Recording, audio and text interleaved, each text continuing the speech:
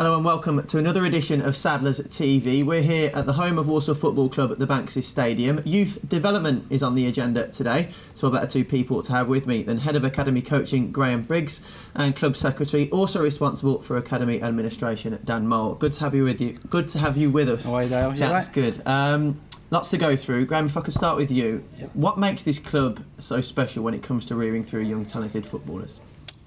I think stability in the club, the quality of the coaching with the qualifications that the coaches have got.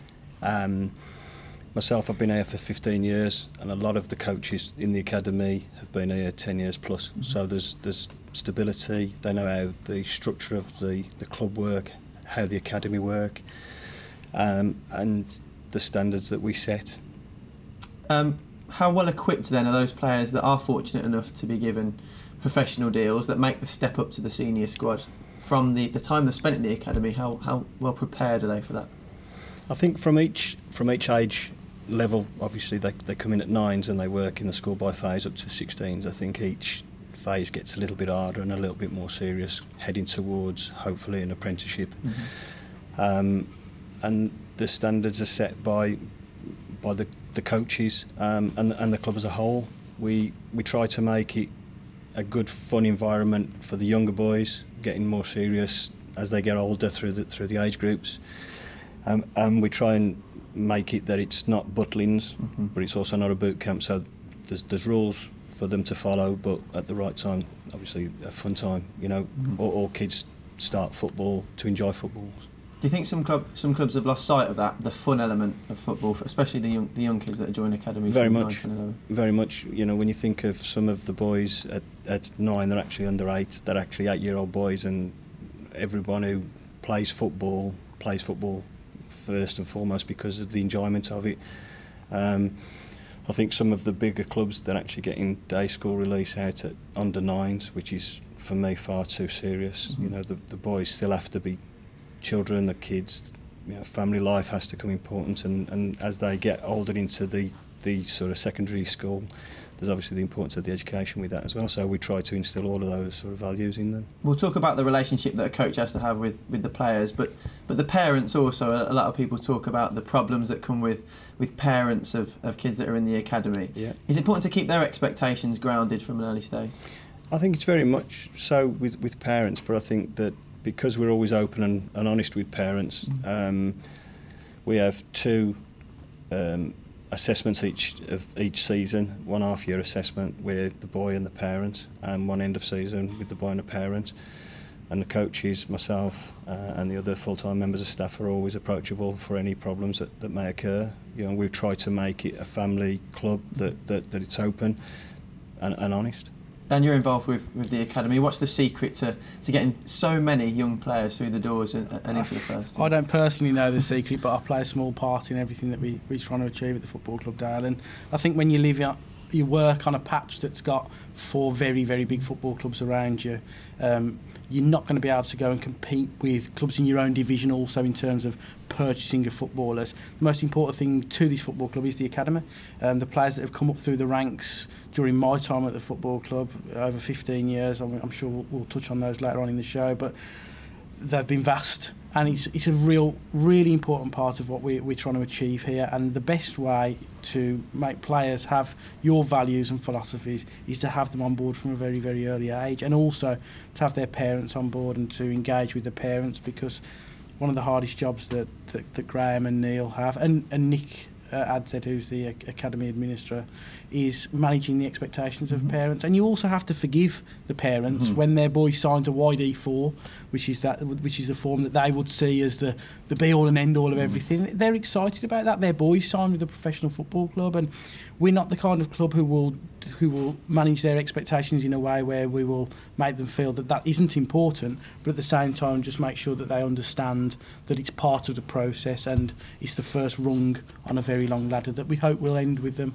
signing professional forms. And I suppose this club is a testament to the fact that it goes to show it's not just the biggest budget that produces the best quality players. No, certainly not. It's about what you want to achieve as a football club. It's about what your passions are, about what your philosophies are. And we didn't have a philosophy. We didn't have something that was a blueprint for the football club. And I think over the last 5 years, although internally, somebody like Graham, who's worked here 15 years, someone like myself, who's done 14 years, Stefan, the chairman's the longest serving in the Football League, have always had an identity and belief. It was when we nailed our colours to the mast and said, this is what we are, this is what we want to achieve, and this is what we're going to sign, whether that's as a 9-year-old boy, a 19-year-old boy, or a 29-year-old man. They have to be good on the field, but they have to be very good off the field. And that applies across the board. So when you sign as a 9-year-old, you know, the expectations, as Graham rightly says, they're monitored and they're diluted at 9, but they're still in place. And they know what we expect of them, not just when they kick a football, but when they put that tracksuit on and they represent this football club. It's everything that goes with it. And you see players that have come up through the ranks from 9s all the way through. Someone like a Jamie Patterson, who signed for us, I think, was he 8, 9, Patter? 9. Come all the way through.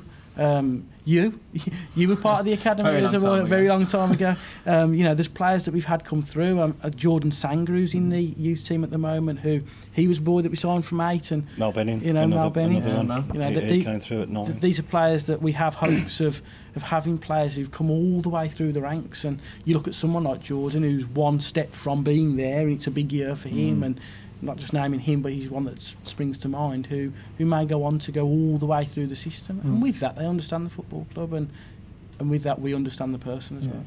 Without blowing out our own trumpet too much, can other clubs learn a lot from what we do here? I don't really care what other clubs do and don't do, and what they want to take and what they don't want to take from us. We've taken on board things from other football clubs. You look at Saturday, the first team played Crewe. Anyone who was at the game, we played them off the park. Let's be honest. We played apparently the Crewe way. Well, it was actually the Walsall way. We played how we play. We played the expansive football that Dean wants to play. But we played with pace. We played with vigour. We played with style. And that's something that you go and watch the boys on a Sunday at Thomas More will be playing, or the boys who play at Birmingham County FA on a Saturday. That's what they'll be playing. So to have that coming all the way through the system, and to take on board little bits. This is probably more for Graham, but from a club point of view, we look at something like what the Southampton model has done or what the Swansea model has done, and seeing that, how they nailed their colours to the mast and what they've achieved. Yes, we haven't got the budgets of those football clubs, but we can still have a philosophy and a belief. And the words of Jose Mourinho on Wednesday are ones that were credited to Dean, but they should also be credited to people like Graham and Neil, because the reason we play that way, and he will have seen those young players, half of that team, guys like Graham and Neil, coached the Kieran Morrises of this world. They learnt their trade from Kieran, from Graham and Neil, and it was honed by Dean and the rest of the coaching staff. How important is that point that Dan makes, Graham, in the fact that players that will be here from 9, 10, 11 years old will be coached the same principles, the same values right the way through the academy and into that first team? It will remain the same all the way through.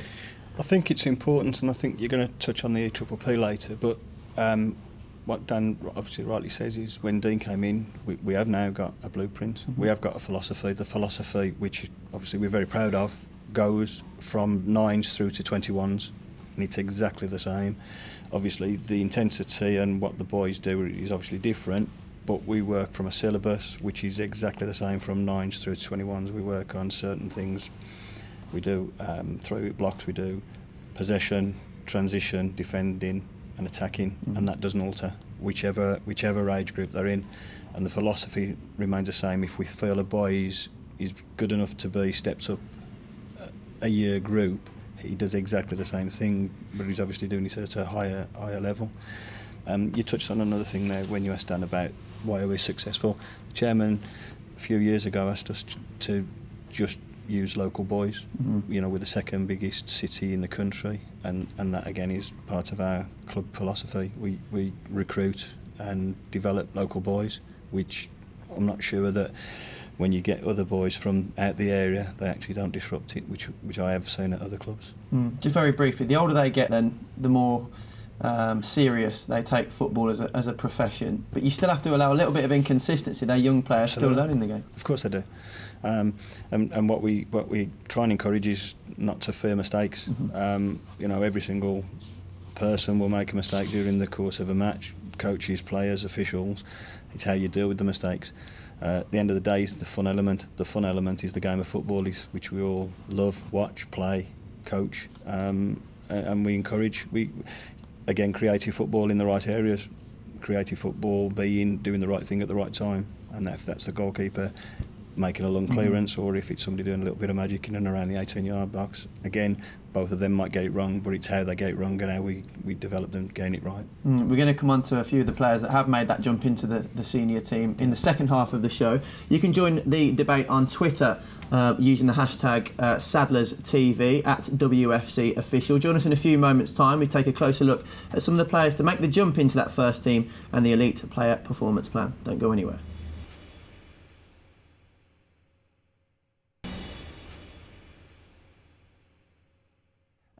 Welcome back to the second half of Sadlers TV. Head of Academy Coaching Graham Biggs and Club Secretary and Head of Academy Administration Dan Mole with us today. Talking a little bit about youth development here at the club. Graham, we touched in the first half of the show about the elite player performance plan. Yes. Just how much has changed what goes on here at the club? In principle, there's been very little change in the way that the academy is run. It's probably that it's put in paper now. So we've actually got a paper trail of how it is run. We've got philosophies, we've got transport policies, we've got recruitment policies, we've got every policy that you can think of, which is to partly tick the EPPP. I think it actually makes the club a better club because I think people are understanding the roles and responsibilities of what they've done. And whilst you're touching on the EPPP, I'm quite proud to say that the club worked very, very hard and ended up sort of third in the country in the category 3. So, which is an amazing achievement when you consider some of the clubs that you're up against. Must be immensely proud to have. Yeah, and there's a lot of hard work that's gone in and a lot of hard work behind the scenes which people don't recognise. You touched on coaching. Some of the coaches obviously got full-time jobs and they come into the part-time coaching after work. Some of the obviously full-time coaches doing academy work as well. But the EPPP philosophy makes it easier to work from. So the structures, the way we have to do our session plans, the way we evaluate players, the way players have objectives, it's all part of a procedure that makes the player understand where we're trying to get him to. It's quite interesting that you say you feel the EPPP has made us a better club. A lot of clubs at our level say that it's worked against us, but interesting to think that you've made it better for the club. Yeah, I think people understand where and why we're doing things now. I've been obviously here for such a long time that we did a lot of these things without probably realising that we were doing them. But now it's set in stone. We're giving each boy on every single training session and every single game an individual objective, and every single training session, every single game, they get an evaluation. And that, again, like I said earlier in the show, is the same for the under-9s through to the under-21s, that they're evaluated and assessed. We have six weekly reviews with the boys to show them where they're going, how they're doing, obviously good and bad in it, and trying to progress them that way. I think the fact that everything's documented means that each individual department and coach can then plot the player's journey. It can be monitored by the next one. So your foundation phase coach will take the boy part of the journey, then they'll continue the journey, then they'll come under Graham, then they'll come under Neil, then they'll come under Dean, and there's a documentation that follows them throughout there. Or if sadly they get released and move on to another football club, their player profile goes with them. And as a football club that have always done things right, for want of a better phrase, it's sometimes frustrating when you sign a boy at 16, you've got no journey of them, whereas now you've got to have the journey. So you'll at least have some paperwork from beforehand to bring them through, and that's a really important part, because people are making judgments based on fact rather than the thoughts and whims of one individual. So I agree with Graham. I think any club that say that the EPPP hasn't benefited them, I can see that they may feel that it was intrusive and a lot was forced upon them in terms of all of a sudden a club like ourselves who've got a very, very good track record of bringing players through were being monitored and having to do X, Y, and sometimes, sometimes you think to yourself, "Wow, we've doing it right." We've got Matt Fryatt come through, Scott Dan come through, Troy Deeney come through. We've got players come through, Dean Keats come through, Ian Roper come through. Players that have just come through and through and through. Part of your old school mentality is, and the only thing you need to judge us on is what happens out there on the Saturday. Well, the world's a different place now. There's a lot more paperwork and structure to things, and Graham is right. It is for the better. And yes, it probably caused us all. I had a full head of hair when I started. You start back then, and there was a lot of pressure on everybody, wasn't there? And none more so than Neil as obviously head of the academy. But every department there was an awful lot of pressure on. But once you've got through it, you carry that work on. I'm sure there are clubs up and down the country who every 2 years breathe a massive sigh of relief, chill out for a couple of years and go again. Well, we haven't done that. We've continued. So we could be monitored tomorrow, and everyone would be comfortable with where we are. And I think that's important that we've all embraced that, and the people that we've taken with us are ones that agree with the whole philosophy. I mean, Dan touched on a lot of old players there. Part of the HLP wants to see your productivity, and there's nothing better than the moment that we've actually got 9 of our academy products in the first team squad of 24, and again Dean and Richard have got some big decisions to make with the crop of under 18s at the moment. So again, the productivity for us is really important. And I think it's important for the players as well, because I touched on the fact that you've got 4 reasonably sized football clubs around us. One thing that we can guarantee is if they're good enough, they'll have a chance, and that may not always be the case at one of our near neighbours. And I think that goes a long way with parents and players, that they see these players progressing and playing first team football, and what they then either go on to achieve at this football club or elsewhere, and think to themselves, well, is this a better environment for them? And possibly it is. Yeah. You two are obviously members of staff that have been here before and during that EPPP being introduced, but is that consistency with players then? You talk about the relationship that you build with people, the person behind the footballer. You'll sign the player when he's 9, 10, 11 years old. When they sign schoolboy forms at 16, they're professional. They have that interaction with you at all stages in their professional development. Yeah, but they should do. That's just how it should be, and I'm flabbergasted that it's not. I think that if you're secretary of a football club and you're in charge of the administration side, I don't sign them in that I think they're good enough. Someone tells me they're good enough, or Dean tells me, or Steph CEO says draft the paperwork up for this pro, or Graham and Neil for this 8, 9 or 10-year-old. But I do think that there should be some consistency there, and who am I not to give 20 minutes, 10 minutes of my day to a young boy and his parents to sign them? Yeah, Nick Hadstead does a lot of the paperwork as well, but I make sure that I sign off every single player that we ever sign. It will ultimately have my signature on it, because I think it's important that the parents know who we are as people, whether that's Graham in his role, me in my role, the chairman in his role. I think that part of the football club and the allure of the football club is that we are a family, and whether you're a supporter behind the goal, whether you're a director, an academy coach, a parent of a player, then you are part of something, and I think that's got a value that is priceless. I think Dan touched on that as well. Dan does sign all the boys, and there's lots of clubs talk things but don't actually do them.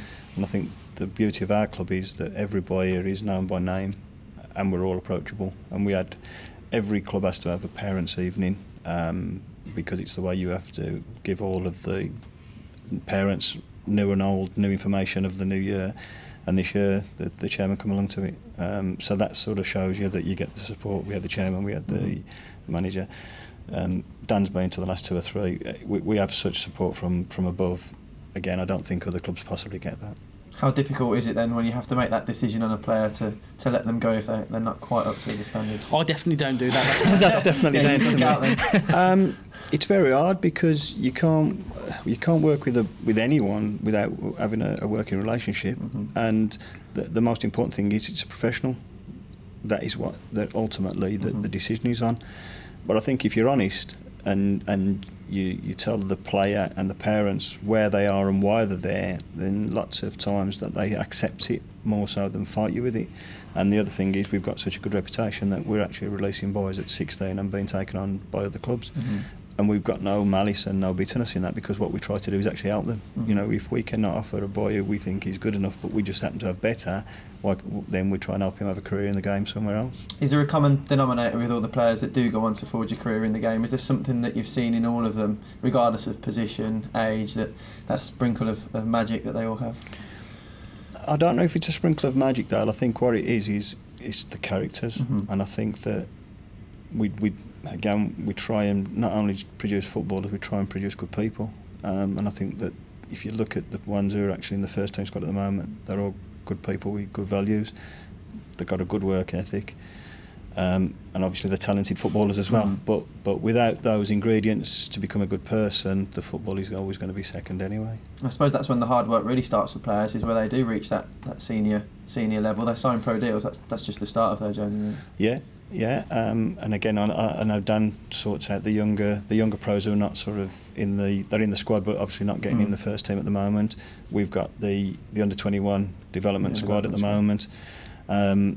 You spoke to me earlier about, do they play competitive football? Again, when a couple of years ago we spoke to Dean and asked if we could go in the Birmingham Senior Cup and the Walsall Senior Cup, which we were fortunate enough to win last year, and that is competitive football, and we use that as an under-21s competitive game. So they're playing football there, and they're trying to sort of develop a more of a winning mentality in that, and developing. Dan sorts out boys, young pros to go out on non-league loans, youth loans to clubs for competitive football in a men's environment. And just being more of a rounded person as well, to go out and play those games and go and see what life may be like if you weren't a professional footballer as well, in whatever guys that would be. You know, we've got like Carl Rowley out at Sutton Coldfield Town at the moment, and Liam Roberts who's doing well at Gressley. So we have got players out there on loan, and it's important that they see that side of football as well. Fantastic insight. I could sit here and talk about youth development all day, but that's all we've got time for. Dan, Graham, thanks ever so much for joining us. Thanks, Join us next time on Sadler's TV.